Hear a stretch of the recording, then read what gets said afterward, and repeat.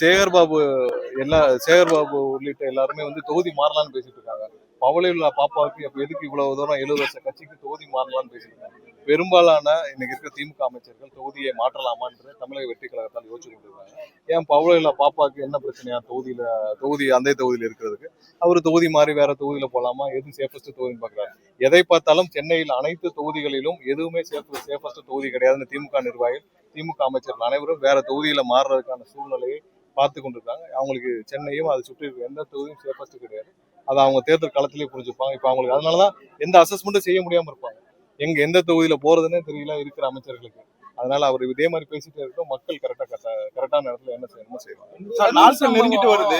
ஒரு படம் எடுத்ததா இப்போ 2-3 நாளா ஒரு டாக் பேசிட்டு இருக்காங்க. பலரும் ட்விட்டர்ல அவங்க கருத்துக்கள், அதாவது இதுக்கு நாங்க ரெஸ்பாண்ட் பண்ண வேணாம்னு நினைச்சோம். ஏன்னா ஒரு அடிப்படை அறிவு, ஒரு பேசிக் அறிவு இருக்கவங்களுக்கு தெரியும் ஒரு ஷூட்டிங் எப்படி நடக்கும்னு தெரியும். ஒரு அடிப்படை அறிவு இருக்கவங்களுக்கு ஷூட்டிங் எப்படி நடக்கும், எதை பண்ணுவாங்கன்னு தெரியும்.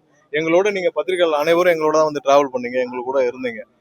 எங்களோட மீடியா வேன்ல உங்களுடைய மீடியாவும் தான் இருந்துச்சு. நீங்க எல்லாம் சேர்ந்துதான் அந்த மீடியா வேன் கூட டிராவல் பண்ணீங்க. யாராவது அடிப்படை ஒரு காமன் சென்ஸ் இருக்கவங்களுக்கு தெரியும் இது என்ன சினிமா ஷூட்டிங், எங்க நடக்கும் எங்க நடக்காதுன்னு சொல்லிட்டு.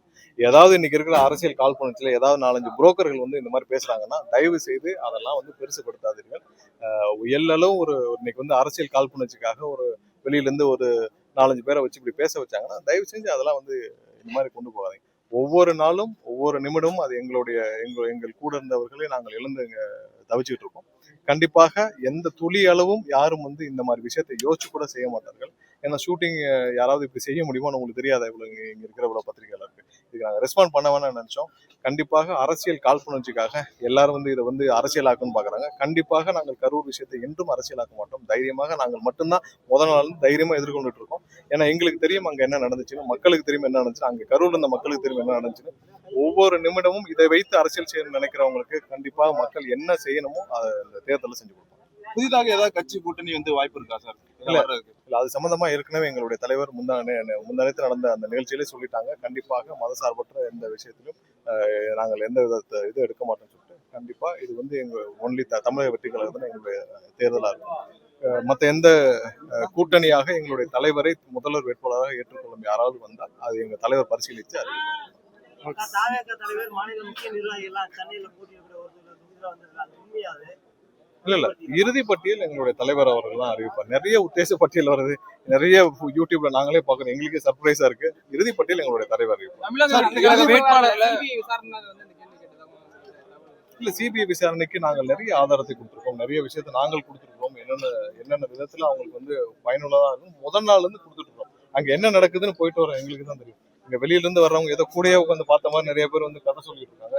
இப்ப கூட சமீபத்துல ஒரு 5 நிமிஷத்துக்கு முன்னாடி எனக்கு ஒரு தகவல் வந்தது. ஒரு பாதிக்கப்பட்ட ஒரு பெற்றோர், அந்த ஒரு குழந்தை இழந்த ஒரு பெற்றோர் கரூர் எஸ்பி கிட்ட ஒரு புகார் அளிச்சிருக்காங்க. அதாவது ஒரு சில நபர்கள் இந்த கரூர் விஷயத்தை அரசியலுக்காக தப்பா பயன்படுத்துறாங்கன்னு சொல்லி புகார் அளிச்சதா இப்பதான் எனக்கு வந்தது. அதாவது யாரெல்லாம் இந்த பொய்யான செய்தி பரப்புறாங்களோ அவங்க மேல ஒரு புகார் அளிச்சதா.